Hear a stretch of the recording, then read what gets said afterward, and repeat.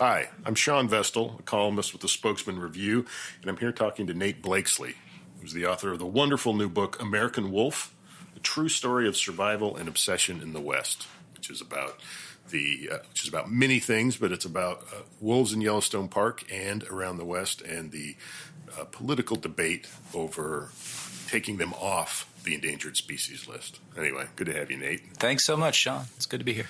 So I wanted to ask you, this book is a narrative. It's a nonfiction narrative, and you tell a story that is about a particular wolf, but also other wolves. And, you know, we have this phrase, lone wolf. You hear that a lot, but wolves aren't really lone animals. They're social animals, right? I wonder if you could talk about that and the way that made it possible, if it did, for you to write a story, a narrative with wolves as characters. Sure. The book tells the story of a particularly famous wolf who lived in Yellowstone. Her name was 06. It was a nickname for the year in which she was born.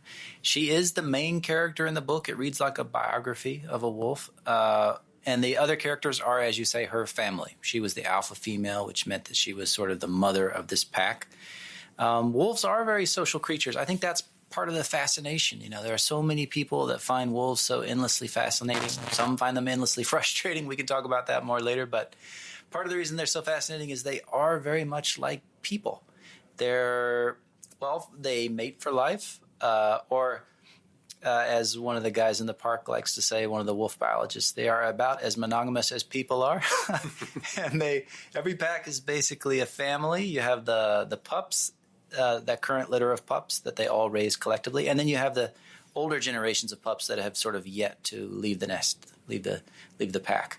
But they raise their pups collectively, sort of like people do. They hunt collectively. They're almost always in the company of other wolves, and they're very social creatures. And they're strangely tribal, too, like people. This book takes place in Yellowstone National Park. Every part of Yellowstone is controlled by one pack or another. They relentlessly patrol their holdings. If any wolves are caught trespassing, there's sure to be a fight. And in fact, the most common cause of death for wolves in the park is conflict with other wolves. And so they're like us in that sense, too. And they also have this wonderful capacity for empathy. You know, there's a lot of misinformation out there about wolves. They're sort of mindless killers. That sort of tradition has been handed down since Grimm's fairy tales, or even earlier, the werewolf mythology from medieval times. But they have this marvelous capacity for empathy, and you can see it when you observe them at the den, how much they enjoy the pups, how they raise them all collectively as a unit. And that empathy is a trait that has been selected for over time, just like agility or their amazing sense of hearing. It's an adaptive strategy that has helped them to survive because they do everything in a group. They hunt in a group. They defend the den in a group. And that ability to get along, you know, with your fellow pack member, to understand a fellow wolf's emotional state and respond accordingly is an adaptive strategy that has helped them to survive. You know, as a parent of a fifth grader, one of the things that stuck with me here, and I've forgotten the name of the wolf or the number of the wolf, but there was an alpha male, I believe, who played with the young wolves, who sort of tolerated them. Yeah. But occasionally he just had to go off and be by himself. You see that. Like if you're looking for it, you will see human-like behaviors when you watch wolves. You will. And you'll see dog-like behaviors too, which is part of what makes them fascinating. So I wonder about sort of ecosystems. One of the dynamics that your book gets into in a really interesting way is the relationship between elk populations and wolf populations. There are many others, but that's a primary one. Sure. I think sometimes we might imagine that ecosystems have a kind of equilibrium, a natural resting point, a right place. And I wonder if you think that that's true, or if you think ecosystems tend to be more dynamic. And in this case, there's been a lot of changes, right? The elk and the wolf have changed each other in significant ways. Yeah, definitely. Well, that's a good question. The wolves that I wrote about, 06 and her family, they are the descendants of wolves that were reintroduced to Yellowstone in the mid-'90s. All the wolves have been hunted out of Yellowstone by the 1920s, just like they were across the vast majority of the lower 48 states. Hunted out by fur trappers and then later by cattle ranchers protecting stock. And so what you saw in Yellowstone was this enormous explosion in the elk population. because the wolf was the main predator that was keeping their numbers in check. In fact, wolves were once the most widely distributed land mammal on the planet, found almost everywhere in the northern hemisphere, found across the entire lower 48 states. And they literally shaped that world around them before the arrival of Europeans. The reason elk can run 35 miles an hour and no faster is because that's how fast a wolf can run, and they evolved in tandem with one another. The reason a bighorn can go straight up the side of a mountain, the reason a deer is so nimble, the reason a moose is so large, all of those animals were all sculpted by these adaptive strategies that they used to survive predation from wolves over thousands of years. And so what you saw in Yellowstone was this ecosystem that was badly out of balance. Ironically, the last few wolves killed in Yellowstone were killed by park rangers. And this was in the 1920s. There was a fairly primitive understanding of what an ecosystem was and what a balance was. These rangers honestly thought that left to their own devices, the wolves would destroy those giant herds of ungulates, the elk that people loved Yellowstone for. They didn't realize that they had been on that landscape basically together since the last ice age, and that they had evolved in tandem with one another, and that they had reached a sort of equilibrium. And so what they saw when they killed those last wolves was this exploding elk population to the degree that the range, the habitat, was becoming badly degraded. And the rangers were forced basically to replace wolves with bullets. They started shooting thousands of elk. They would do it in the winter when no visitors were around. And it was sort of Yellowstone's dirty secret. And the idea that bringing wolves back would be sort of a more holistic way of solving this problem was around since the 1940s. But it was extremely controversial. And it wasn't until the mid-90s that they finally got it done. Are there other examples of bringing back species? Yes, but nothing as ambitious as this. And bringing wolves back to the Northern Rockies was this sort of, landscape scale intervention that you don't often see. And when it has been tried in the past, it's often failed disastrously. So nobody really knew if this would work or not. They found these wolves in Western Canada, in Alberta. They trapped them. They brought them down. They reintroduced about 30 of them in 95 and 96 to Yellowstone and to this wilderness area in central Idaho. And it just worked amazingly well. I mean, they've spread throughout the park. They spread beyond the borders, throughout the northern range. From basically 0 wolves in the Northern Rockies in the mid-90s, there's now 1,700 wolves in the Northern Rockies. So it has been an immensely successful. Now, not everybody celebrated it. That enormous Yellowstone elk herd that was far too large for the habitat, those same elk come down out of the park every winter, as your listeners probably know. They're migratory. And in the fall, they provide these outstanding hunting opportunities all around the park. That doesn't happen that way anymore because there's a lot fewer elk than there used to be in Yellowstone. And that was one of the goals of the reintroduction program. But if you didn't share that goal, if you were a hunter or you were a hunting guide or you ran a motel or restaurant that caters to hunters east of the park, you're not celebrating the success of the program. And that sort of gets at why it's such a controversial issue, why feelings are so strong about wolves. Even today, 20 years later, feelings are very high about wolves.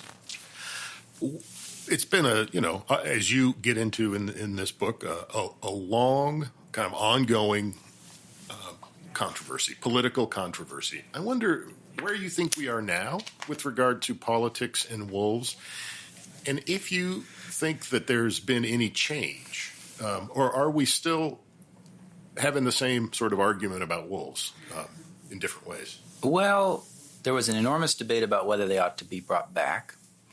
Once they were brought back, the program was so successful that now, more recently, the fight has been over, are they sufficiently numerous enough to begin hunting and trapping them again? And that was the big fight that was going on during the time that 06, this wolf that I wrote about, was sort of coming into her own. And the book examines the impact that this policy change had on her life, the life of her pack. And the impact of that policy change, the policy change was they decided, yes, they are numerous enough. And they did start hunting and trapping in all 3 states surrounding Yellowstone. And so I guess you would have to say now that sort of the anti-wolf forces have the upper hand, for want of a better word. They are hunted and trapped all throughout the Northern Rockies. The debate now really is about what ought to be done with these wolves that are dispersing beyond the Northern Rockies into, for example, Washington. where you're starting to see some of those same issues that they saw in the Northern Rockies. Wolves in eastern Washington can be culled, which is to say killed, for preying on livestock legally. In western Washington, they're still on the endangered species list. The next big fight probably will be over Colorado. There's a large and growing constituency of people who would like to see wolves reintroduced to Colorado. There's an enormous expanse of public land. There is an overabundance of prey because those predators, the wolves that were there, have been gone for so long. And so it looks like we're gearing up to have that exact same fight that we had in the Northern Rockies in the Southern Rockies. So there's a pretty clear issue for ranchers, right, and livestock and wolves. Is there one at all for human safety? Because sometimes in the debate, I think that is suggested, if not overtly, sometimes implicitly, that they're a risk to us and our families and our children. You did sort of hear that during reintroduction. You would hear there'd be state legislators in Montana. What about my kid at the bus stop? I live in a rural part of Montana. To set the record straight, it has been 20 years now. There are wolves throughout the Northern Rockies. There has not been one single attack on a human in 20 years. And attacks worldwide are extremely rare and have been throughout history. The reason wolves were so demonized and have been since literally the beginning of recorded history is because they were a threat to a way of life, not to a person's life per se.